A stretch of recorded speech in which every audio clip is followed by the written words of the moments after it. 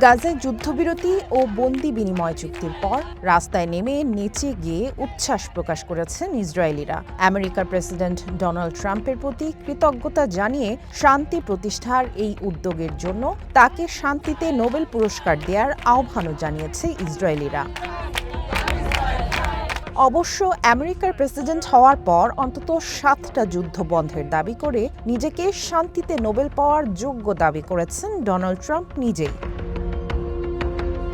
সবশেষ গাজায় Hamas Israel সংঘাত বন্ধে মধ্যস্থতা করেছেন ট্রাম্প। এর আগে Iran, Israel, Bharat, Pakistan, Thailand, Cambodia, Armenia, Azerbaijan, Egypt, Ethiopia, Serbia, Kosovo এবং রুয়ান্ডা ও কঙ্গো প্রজাতন্ত্রের মধ্যেও যুদ্ধ বন্ধ করেন।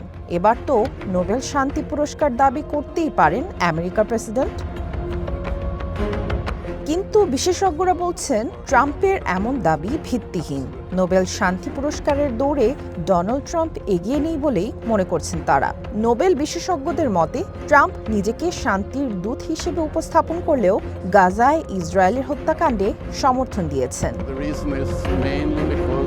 রাশিয়ার প্রেসিডেন্ট ভ্লাদিমির পুতিনের সঙ্গে আলাস্কায় বৈঠক করে ট্রাম্প আসলে ইউক্রেন যুদ্ধ দীর্ঘায়িত করেছেন বলে মনে করছেন বিশ্লেষকরা। সেই সাথে ট্রাম্প এক নায়কদের প্রশংসা করেন, যা নোবেল শান্তি পুরস্কারের মূল ভাবনার সঙ্গে সাংঘর্ষিক। আন্তর্জাতিক বিভিন্ন জোট যেমন বিশ্ব স্বাস্থ্য সংস্থা এবং প্যারিস জলবায়ু চুক্তি থেকে আমেরিকাকে প্রত্যাহার করে নিয়েছেন ট্রাম্প।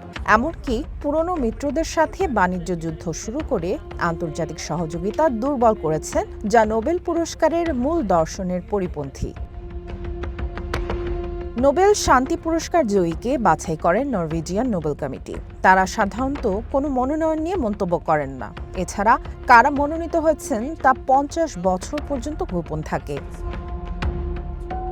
মনোনয়ন জমা দেওয়ার শেষ সময় প্রতি বছর 31শে জানুয়ারি। এরপর ফেব্রুয়ারি থেকে বিজয়ী বাছাইয়ে বৈঠক করেন কমিটির সদস্যরা। মনোনীত প্রার্থীদের যোগ্যতা যাচাই করে একটি সংক্ষিপ্ত তালিকা তৈরি করা হয়। পরে বিশেষজ্ঞদের মতামত নিয়ে চূড়ান্ত বিজয়ী নির্বাচন করা হয়ে থাকে। ইসরায়েল, পাকিস্তান ও কম্বোডিয়ার নেতারা এরই মধ্যে ডোনাল্ড ট্রাম্পকে শান্তিতে নোবেলের জন্য মনোনীত করেছেন। তবে তাঁদের প্রস্তাব 31শে জানুয়ারির পরে জমা পড়ায় তা এ বছরের জন্য অকার্যকর হওয়ার সম্ভাবনাই বেশি। বিশেষজ্ঞদের ধারণা, নোবেল কমিটি এবার কোনো মানবিক সংগঠন, সাংবাদিকতা ক্ষেত্র বা জাতিসংঘের কোনো প্রতিষ্ঠানের কাজকে গুরুত্ব দিতে পারে। তবে অনেক সময় নোবেল কমিটির সিদ্ধান্তে চমকও থাকে।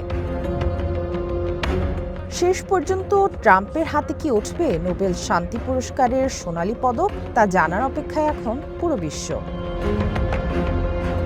সামিয়া জান্নাহ, ওয়ান ইন্টারন্যাশনাল ডেস্ক।